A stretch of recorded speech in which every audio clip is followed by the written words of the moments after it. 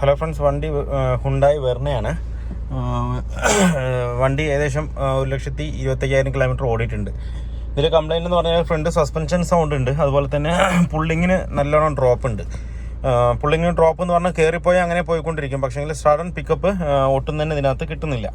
പിന്നൊരു കംപ്ലയിൻ്റ് എന്ന് പറഞ്ഞു കഴിഞ്ഞാൽ 1,00,000 കിലോമീറ്റർ സർവീസ് ടൈമിംഗ് കിറ്റും കാര്യങ്ങളും നമുക്ക് ഇതിനകത്ത് ചേഞ്ച് ചെയ്യാനുണ്ട്. ടൈമിംഗ് കിറ്റ്, അതുപോലെ തന്നെ ഡീസൽ ഫിൽറ്റർ, അങ്ങനെയുള്ള കാര്യങ്ങൾ, പിന്നെ ഫുള്ള് കംപ്ലീറ്റ് ആയിട്ടൊന്ന് ചെക്ക് ചെയ്യാനും ഉണ്ട് ഇതിനകത്ത്. എന്നുവെച്ചാൽ ഫ്രണ്ട് സസ്പെൻഷൻ ഹെവി ആയിട്ട് നോയ്സ് ഉണ്ട്, അതുപോലെ ABSൻ്റെ വാർണിംഗ് ലൈറ്റ് കത്തുന്നുണ്ട്.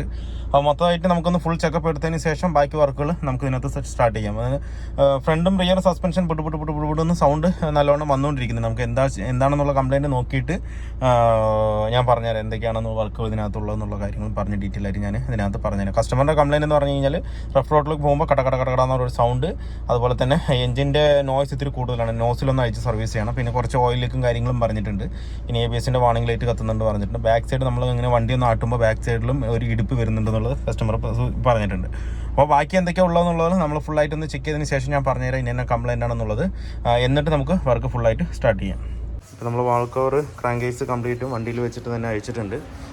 നമ്മൾ നോസിൽ പെട്ടെന്ന് സർവീസിന് കൊടുക്കണമെന്ന് പറഞ്ഞിട്ടാണ് നമ്മളിങ്ങനെ പെട്ടെന്ന് തന്നെ ചെയ്യാവുന്നത്. ഇനിയിപ്പോൾ നമ്മൾ ഇതിൻ്റെ എൻജിൻ കംപ്ലീറ്റ് പുറത്തിറക്കിയിട്ട് വേണം ഇനി EGR മാനിഫോൾഡ് കംപ്ലീറ്റ് ആയിട്ട് നമുക്ക് ക്ലീൻ ചെയ്യാനായിട്ട്. EGR മാനിഫോൾഡിനകത്ത് വലിയ അടുക്കില്ലെങ്കിലും ചെറിയ കാർബൺ അതിനകത്ത് ഉണ്ട്. നമുക്ക് EGR പൈപ്പും കൂടെ അയക്കണം. എന്തായാലും എൻജിൻ ഫുള്ളായിട്ട് ഔട്ട് ചെയ്തിട്ട് നമുക്ക് ബാക്കിയുള്ള കംപ്ലൈൻറ്റും കൂടെ നോക്കിയിട്ട് ചെയ്യാം അതിനകത്ത്.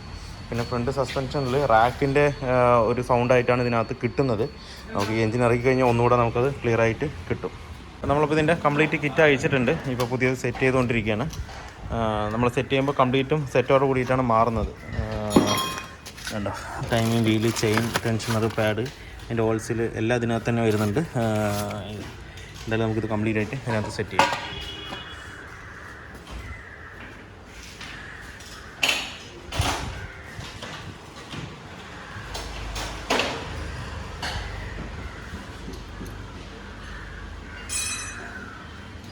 ഇതിൻ്റെ കംപ്ലീറ്റ് ടൈമിംഗ് കിറ്റ് ഇപ്പോൾ മാറിയിട്ടുണ്ട്. മാർക്ക് വരുന്നതാണ് ക്യാമിൽ 2 ഡോട്ട് മാർക്കും, അതുപോലെ ചെയിനിൽ 1 മാർക്കും കൂടെ ഉണ്ടാവും. അതുപോലെ പമ്പിലും ഉള്ളിലെ പുള്ളിയിൽ ഒരു മാർക്ക് ഇതിന് നേരെ നിൽക്കണം. അതുപോലെ ക്യാമിലേക്ക് പോകുന്ന ചെയിനിൽ ഇവിടെ ഒരു ഡോട്ട് മാർക്ക്, ഇവിടെ TDSയിൽ കറക്റ്റ് പൊസിഷനിൽ ഉണ്ടാവും. ഇതാണ് ഇതിൻ്റെ ടൈമിംഗ് മാർക്ക് വരുന്നത്. നമ്മൾ ചെയിൻ കംപ്ലീറ്റ് ഇതിനകത്ത് മാറിയിട്ടുണ്ട്. ഇനിയിപ്പോൾ ടൈമിംഗ് കയറി ഇതിനകത്ത് സെറ്റ് ചെയ്യും. ഇപ്പോൾ നമ്മുടെ വർക്ക് ഏകദേശം കംപ്ലീറ്റ് ആയിട്ടുണ്ട്. ഇപ്പോൾ നമ്മൾ നോസിലും സർവീസ് ചെയ്ത് എത്തിയിട്ടുണ്ട്. ഇനി നമ്മൾ ഇതിനകത്ത് കയറ്റണം. ബാക്കിയുള്ള എല്ലാ വർക്കും ഏകദേശം ഫിനിഷ് ആയിട്ടുണ്ട്. നമ്മൾ മാനിഫോൾഡ് ക്ലീൻ ചെയ്ത് കയറ്റി, അതുപോലെ EGR കംപ്ലീറ്റ് ആയിട്ട് ക്ലീൻ ചെയ്ത് കയറ്റി. ബാക്കി ഫ്രണ്ടേജെല്ലാം ഏകദേശം വർക്ക് കഴിഞ്ഞിട്ടുണ്ട്. ഇനിയിപ്പോൾ നോസിലും കൂടെ ഒന്ന് കയറ്റിയിട്ട് വേണം സ്റ്റാർട്ട് ചെയ്ത് നോക്കാനായിട്ട്. എന്തായാലും നമ്മൾ സർവീസ് ചെയ്ത് വന്നിട്ടുണ്ട്. ഇനിയിപ്പോൾ നോസിലൊന്ന് നമുക്ക് സെറ്റ് ചെയ്തിട്ട് സ്റ്റാർട്ട് ചെയ്ത് നോക്കാം. ഇതിൽ ഡീസൽ ഫിൽറ്റർ മാറുന്നുണ്ട്. ഇതിൽ കിടക്കുന്ന ഫിൽറ്റർ ഉണ്ട്, മെഹലൈഡാണ് ഫിൽറ്റർ കിടക്കുന്നത്. കഴിഞ്ഞു കൈകൊണ്ട് അയച്ചു വരും. നമ്മളത് ഓയിൽ ഫിൽറ്റർ എടുത്തിട്ടുണ്ട്. ഹുണ്ടായുടെ തന്നെ ഒറിജിനൽ ഫിൽറ്റർ എടുത്തിട്ടുണ്ട്. അതിന് 1,993 രൂപ റേറ്റ് വരുന്നുണ്ട്. എന്നാലും നമുക്കിത് മാറ്റാം.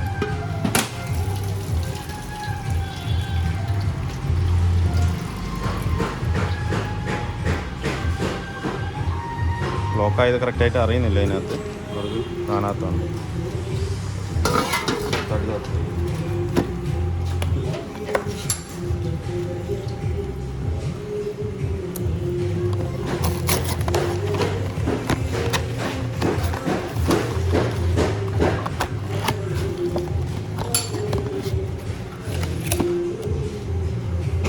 ഓറഞ്ച് ഉണ്ടോ നോക്ക്, അല്ലെങ്കിൽ അതെടുത്ത്.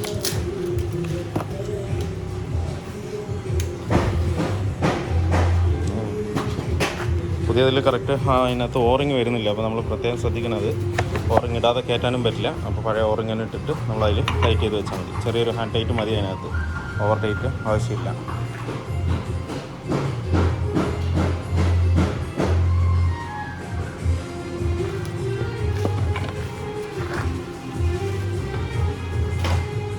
കൈ കൊണ്ട് തന്നെ ടൈറ്റ് ചെയ്യണം.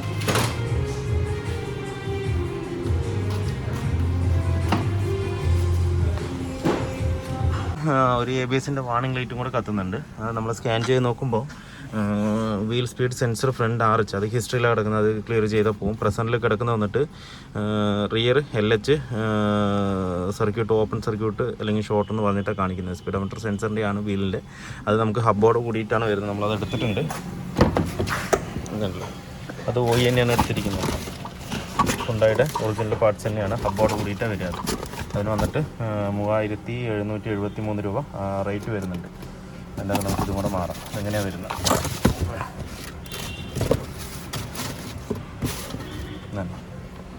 ഇതാണ് അതിൻ്റെ സെൻസർ വരുന്നത്, ഹബ്ബോട് കൂടിയിട്ട് വരുന്നത്. വേറെ ഒരു ചില വണ്ടികൾക്കൊക്കെ നമുക്ക് സെൻസറായിട്ട് മാറാൻ പറ്റും, പക്ഷേ ഇത് ഹബ്ബോട് കൂടിയിട്ടാണ്. ബെയറിങ് എല്ലാം കൂടി സെറ്റോട് കൂടിയിട്ടാണ് വരുന്നത്. നമുക്ക് റിയർ ലെഫ്റ്റ് സൈഡാണ് പറയുന്നത്. അപ്പോൾ റിയർ ലെഫ്റ്റ് സൈഡ് അയച്ചിട്ട് നമുക്കിത് മാറ്റാം. ഹ്യുണ്ടായിയുടെ OE പാർട്സ് തന്നെയാണ് എടുത്തിട്ട്. ഇപ്പോൾ നേരത്തെ ഇവർ ഓയിൽ കൂളർ മാറിയിട്ടുണ്ട്, കണ്ടില്ലേ? ഓയിൽ കൂളറിന് ഞാൻ കസ്റ്റമറിൻ്റെ അടുത്ത് വന്നാൽ തന്നെ ഇൻഫോം ചെയ്താണ്, ഇതിൽ ഓയിൽ മിക്സ് ആവുന്നുണ്ട് എന്നുള്ളത് ഇൻഫോം ചെയ്താണ്. അപ്പോൾ ഇത് ഓയിൽ കൂളർ ഈ കാരണം കൊണ്ടായിരിക്കും ഒരു ഓയിൽ കൂളർ മാറിയിരിക്കുക. ഓയിൽ കൂളർ മാറിയാലും കുറേ സമയം അല്ലാന്നുണ്ടെങ്കിൽ ഒരു 2-3 സർവീസ് വരെയൊക്കെ ഈ ഓയിലിൻ്റെ അംശം വന്നുകൊണ്ടേയിരിക്കും. അത് നമുക്കൊന്നും ചെയ്യാൻ പറ്റില്ല, അത് അങ്ങനെ തന്നെ കളയണം. ഏകദേശം ഒരു 10,000 കിലോമീറ്ററൊക്കെ കഴിയുമ്പോൾ തന്നെ അതിലുള്ള ഓയിൽ കംപ്ലീറ്റും പുറത്ത് ഇറങ്ങി വരുള്ളൂ. അപ്പോൾ നമുക്ക് ഇതിൽ ചെയ്യാനുള്ളത് ഇങ്ങനെ ഒരു ബോട്ടിലിൽ വെള്ളം വെച്ചിട്ട് ഇങ്ങനെ വെച്ച് കഴിഞ്ഞ് കഴിഞ്ഞാൽ അത് കറക്റ്റ് ഇങ്ങനെ അതിൻ്റെ ഓയിലിൻ്റെ അംശം ഇങ്ങനെ മേലെ പൊങ്ങി മുകളിൽ വരും, കണ്ടോ? അപ്പോൾ ആ വെള്ളം താഴത്തേക്ക് ഇറങ്ങുകയും ചെയ്യും, അതിൻ്റെ ഓയിലിൻ്റെ അംശം ഫുള്ളായിട്ട് മുകളിലേക്ക് പോകുകയും ചെയ്യും. അപ്പോൾ ഇങ്ങനെ നമുക്ക് ചെയ്യാൻ പറ്റില്ല. ഇങ്ങനെ ഒരു ഏകദേശം ഒരു 3-4 മണിക്കൂർ റണ്ണിങ്ങിൽ ഇട്ടാൽ മാത്രമേ നമുക്കത് കംപ്ലീറ്റ് ആയിട്ട് എന്നാലും കംപ്ലീറ്റ് ആയിട്ട് പുറത്തു വരില്ല. ഏകദേശം നമുക്ക് എടുക്കാൻ പറ്റും. അത് കഴിഞ്ഞിട്ട് പിന്നെ ബാക്കിയുള്ളത് ഒരു 3-4 സർവീസ് കഴിയുമ്പോൾ തന്നെ അത് കംപ്ലീറ്റ് ആയിട്ട് റിലീസ് ആവും. സ്റ്റാർട്ടർ മോട്ടർ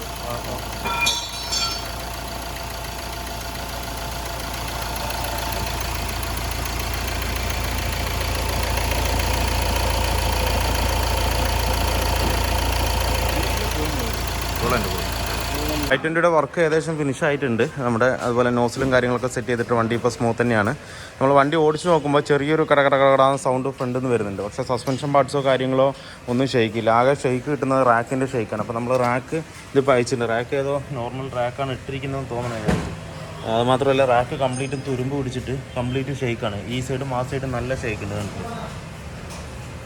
ഇത്രത്തോളം ഷെയ്ക്ക് ഇതിനകത്ത് വരുന്നുണ്ട്. അപ്പോൾ നമുക്കിത് ബുഷായിട്ട് മാറാൻ പറ്റും, പക്ഷേ ബുഷ് മാറിക്കഴിഞ്ഞാൽ നമുക്ക് കറക്റ്റ് ആവില്ല. എന്താണെന്ന് വെച്ച് കഴിഞ്ഞാൽ ഇതിൽ അത്രത്തോളം തുരുമ്പുള്ളത് കൊണ്ട് നമുക്ക് ബുഷ് മാറ്റിയാലും ക്ലിയർ ആകാൻ ചാൻസ് കുറവാണ്. ഇപ്പോൾ നമുക്ക് സെക്കൻഡ് ഹാൻഡ് ഒരെണ്ണം എടുത്തിടുന്നതായിരിക്കും കൂടുതലും ബെറ്റർ ഇതിനകത്ത്. അല്ലാതെ ഇട്ട് കഴിഞ്ഞ് കഴിഞ്ഞാൽ വീണ്ടും നമ്മൾ ബുഷ് ഇപ്പോൾ കടഞ്ഞിട്ടാലും അത് പെട്ടെന്ന് തന്നെ കംപ്ലൈൻ്റ് ആവും. അപ്പോൾ സ്റ്റിയറിംഗ് റാക്കും നമുക്ക് സെക്കൻഡ് ഹാൻഡ് മേടിക്കുക. നമ്മളൊന്ന് അഴിച്ച് നോക്കിയിട്ട് ബുഷ് മാറ്റാൻ പറ്റുകയാണെങ്കിൽ ഓക്കെ, ഇല്ലാന്നുണ്ടെങ്കിൽ എന്തായാലും മാറ്റി തന്നെ എന്താ പറയുക റാക്ക് മാറ്റി തന്നെ വേണം. എന്തായാലും അഴിച്ച് നോക്കാം. നമ്മുടെ i20യുടെ വർക്ക് ഏകദേശം ഫുള്ളി കംപ്ലീറ്റ് ആയിട്ടുണ്ട്. നമ്മളിതിനകത്ത് നോസിലും കൂടെ അഴിച്ച് ഫുള്ളായിട്ട് അതിൻ്റെ ഉള്ളിലുള്ള കിറ്റുകൾ കംപ്ലീറ്റ് മാറ്റി സെറ്റാക്കിയിട്ടുണ്ട്.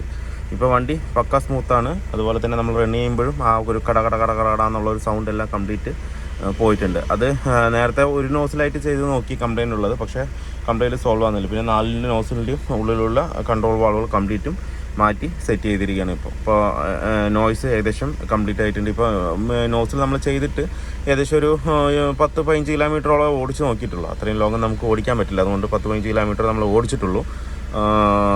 ഇനിയിപ്പോൾ ഏകദേശം ഒരു 400-500 കിലോമീറ്റർ ഓടുമ്പോഴത്തേക്കും പക്ക ക്ലീൻ ആവും. നോസിലുകൾ ഒന്നുകൂടെ സ്മൂത്തായിട്ട് സൗണ്ടുകളെല്ലാം സ്മൂത്താവും. എന്ന് വെച്ച് കഴിഞ്ഞാൽ ഈ i20യുടെ നോസിൽ ഭയങ്കര റിസ്ക്കാണ് നമുക്ക് ചെയ്യാനാണെന്നുണ്ടെങ്കിലും അതുപോലെ തന്നെ സെറ്റ് ആവാനാണെന്നുണ്ടെങ്കിലും കുറച്ച് ടൈം എടുക്കും. കുറച്ച് ടൈം എന്ന് പറഞ്ഞാൽ നമ്മൾ സ്വിഫ്റ്റിൻ്റെ ഒക്കെ ചെയ്തത് അപ്പം തന്നെ പോകുന്ന പോലെയല്ല. ഇത് കുറച്ച് റൺ ചെയ്യുമ്പോഴായിരിക്കും അതിൻ്റെ ഒരു സ്മൂത്ത്നെസ് വന്നുകൊണ്ടിരിക്കുന്നത്. വെച്ചാൽ കൺട്രോൾ വാളുകളൊക്കെ സെറ്റ് ആകുമ്പോൾ. പിന്നെ നമ്മൾ ഈ എക്സ്ട്രാ ചെയ്ത സ്റ്റിയറിങ്ങിൻ്റെ റാക്ക് ഞാൻ മാറ്റി തന്നെ ചെയ്തു കേട്ടോ. എന്താണെന്ന് വെച്ച് കഴിഞ്ഞാൽ സ്റ്റിയറിങ്ങിൻ്റെ റാക്ക് ഉള്ളിൽ ഫുള്ള് തുരുമ്പാണ്. തുരുമ്പ് ഞാൻ ബുഷ് ഇട്ടിട്ട് ഡാമ്പറും മാറ്റി എന്നിട്ട് നോക്കുമ്പോൾ വീണ്ടും ഷെയ്ക്ക് വരണം. എന്ന് വെച്ച് കഴിഞ്ഞാൽ ആ തുരുമ്പ് പിടിച്ചിട്ട് ആ റാക്ക് മൊത്തം ഫുള്ള് തേഞ്ഞു പോയിരിക്കണം. ഗ്യാപ്പ് കറക്റ്റ് ആവുന്നില്ല. ചില ഭാഗങ്ങളിൽ സ്റ്റക്കായിട്ടാണ് പോകുന്നത്. അതുകൊണ്ട് പിന്നെ നമ്മൾ യൂസർ ഒരെണ്ണം മേടിച്ചിട്ടാണ് ഇതിനകത്ത് കയറ്റിയിരിക്കുന്നത്. അപ്പോൾ ഫ്രണ്ട് ഏജിലെ സൗണ്ടും ഏകദേശം ഫുള്ളി കംപ്ലീറ്റ് ആയിട്ടുണ്ട്. പിന്നെ ഈ സ്റ്റിയറിംഗ് കോളത്തിൻ്റെ അടിയിൽ വരുന്ന ഇൻ്റർമീഡിയറ്റിൻ്റെ ചെറിയൊരു സൗണ്ട് ഇതിനകത്തുണ്ട്. അതിനി ചെയ്യണമെന്നുണ്ടെങ്കിൽ ഇൻ്റർമീഡിയറ്റ് കിട്ടാനില്ല, തപ്പി നോക്കിയിട്ടും കിട്ടാനില്ല. അപ്പോൾ അത് നമ്മൾ ബെൻഡിങ് ആക്കി വെച്ചിട്ടുണ്ട്. ബാക്കിയുള്ള വർക്കുകളെല്ലാം ഏകദേശം കസ്റ്റമർ പറഞ്ഞ കംപ്ലീറ്റ് വർക്കുകൾ നമ്മൾ ഫിനിഷ് ചെയ്തിട്ടുണ്ട്. അതുപോലെ തന്നെ ABSൻ്റെ വാണിംഗ് ലൈറ്റ് നേരത്തെ ഉണ്ടായിരുന്നു, അതും ഫുള്ള് അറസ്റ്റ് ആയിട്ടുണ്ട്. ഇപ്പോൾ കുഴപ്പമൊന്നുമില്ല. റിയർ ലെഫ്റ്റ് സൈഡിലെ വീൽ ബാരിങ്ങാണ് നമ്മൾ മാറ്റിയത്. അതെല്ലാം ഒറിജിനൽ തന്നെ ഇട്ടിരിക്കുന്നത്. ഡീസൽ ഫിൽറ്റർ എല്ലാം OE തന്നെയാണ് ഇതിനകത്ത് ഇട്ടിരിക്കുന്നത്. അപ്പോൾ വീഡിയോ എല്ലാവർക്കും ഇഷ്ടമല്ലെന്ന് ലൈക്ക് ചെയ്യുക, ഷെയർ ചെയ്യുക, അതുപോലെ തന്നെ സബ്സ്ക്രൈബ് ചെയ്യുക. സബ്സ്ക്രൈബ് ചെയ്യാതെയാണ് വീഡിയോ കാണുന്നതെങ്കിൽ ഒന്ന് സബ്സ്ക്രൈബ് ചെയ്ത് സപ്പോർട്ട് ചെയ്യുക. അപ്പോൾ മറ്റൊരു വീഡിയോയിലേക്ക് കാണുന്നവരെല്ലാവർക്കും ബൈ.